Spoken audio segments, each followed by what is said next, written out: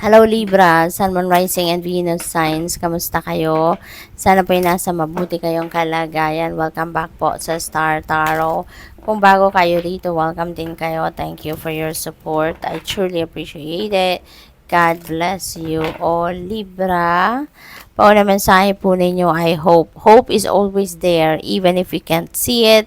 Optimistic expectations can help change a negative situation into a positive one. Ayan. So, be hopeful. Okay? Libra, just be hopeful because the more na ini-embrace ninyo yung pag-asa, 'di ba? Mas dadating or mahahatak ninyo rito ang positive situations, positive things into your life, 'di ba? Kasi this is a very positive energy. So, kahit hindi mo nakikita, no? Sometimes kahit hindi natin nakikita yung mga pagbabago sa surface sa buhay natin, 'di ba? Rest assured that the divine universe is working behind the scenes to bring us help or to bring us kung ano man ang para sa atin, makakabuti para sa atin, no? Optimistic expectations, no? Can help change a negative situation into positive one. Lagi ninyo yung tatandaan yan. Kaya be optimistic and be hopeful. Okay? Kasi pasasaan ba at ibibigay din sa'yo kung anong kailangan mo. God never sleeps, no? Hindi natutulog ang Diyos. Alam niya kung kailan natin kailangan ang mga bagay-bagay. Alam niya kung kailan natin kailangan ng mga yon. Kaya ibibigay niya yon in God's perfect timing. Okay? Friendship, fairies and humans alike need friends. Now is the time to seek out those who will support and encourage you on your journey to fulfill your dreams. Ayan. So, siguro ngayon, marami kayong oras or panahon para mapag-isipan, mapagmuni-munihan din, yung inyong friendly relationships. Siguro, ngayon din, you are going to focus on your friendships. Maybe may mga bonding moments din kayo. Meron kayong mga pag-uusap, no, with your mga kaibigan. And for others of you, baka ngayon din ninyo madidiscover kung sino yung tunay ninyong kaibigan, kung sino yung mapagkakatiwalaan ninyong kaibigan. At maaari din na madiscover din ninyo ngayon sino, 'di ba?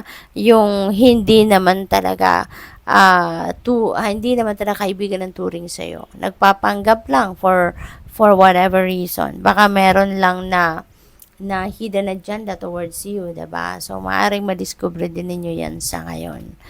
Protection. The fairies of protection are shielding you with a magical fairy ring of love and light. Practice psychic protection before embarking upon any spiritual work. Ayan. So, yan ang panawagan sa inyo sa ngayon,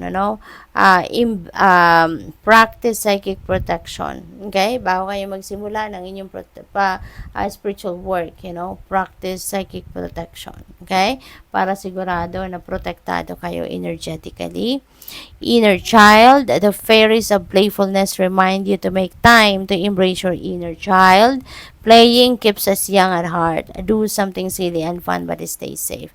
Ayan. So, ano naman kayo ngayon? Be playful. Okay? Libra. Kailangan nyo din ito. Maging playful kayo. Mag-chill kayo. Spend time with your kids kung meron kayong kids. Or be childlike. Diba?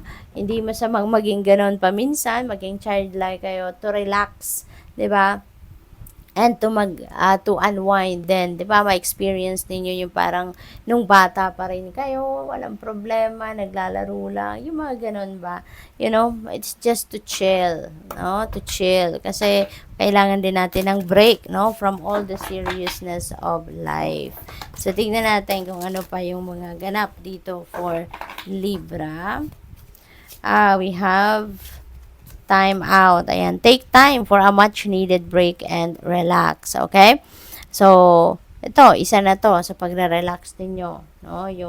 Yung pag-embrace niyo ng inner child, paglalaro, pag-unwind, that is also another way, of taking time out, pag-relax, mag-break muna kayo sa kung ano man ang inyong mga tinatrabaho or pinagkakaabalahan sa buhay, okay?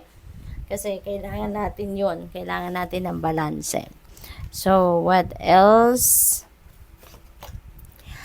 We have patience. No matter what the situation or delay is, your desire will come when it's meant to. Okay?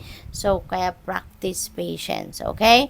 Practice patience. Kasi hindi, alalahanin ninyo na hindi lahat ng bagay na gusto natin mangyayari sa timeline na gusto natin. Hindi ba? Kaya, kailangan natin magpasensya, kailangan natin maging matutong maghintay, yung ganon. Kasi kung ano ang para sa'yo, it will come by. It will come by in God's perfect timing. Okay? Hindi natin kailangan magmadali or hindi natin kailangan pilitin, ang mga sitwasyon. Kasi kung hindi pa to meant to happen, talagang it won't happen, 'di ba? Kung hindi ukol, hindi bubukol, hindi ba? Kaya kailangan natin maghintay, matuto tayo magpasensya.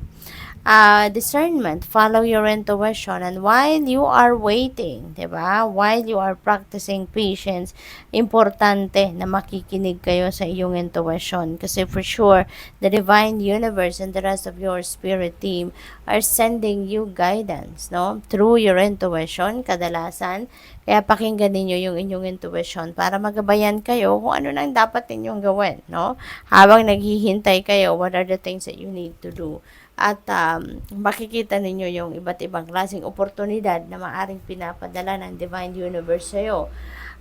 Para yun muna pagtuunan ninyo ng pansin habang kayo ay naghihintay. A surprise is on the horizon. Expect a nice surprise. See, who knows? Baka yung surpresang ito muna ang dapat ninyong pagkaabalahan sa ngayon. Baka yung surpresang ito yung kailangan ninyong pagtuunan ng pansin rather than doon sa kung ano man ang inyong hinihintay. So, pwedeng ganun din ang ganap. Kaya nga, importante na makikinig kayo sa inyong intuition because the guidance of the divine, will be there. Kaya, sundin ninyo ito. Pakinggan ninyo ito. Okay? Good luck sa'yo. Thank you for watching. Love and light. Namaste.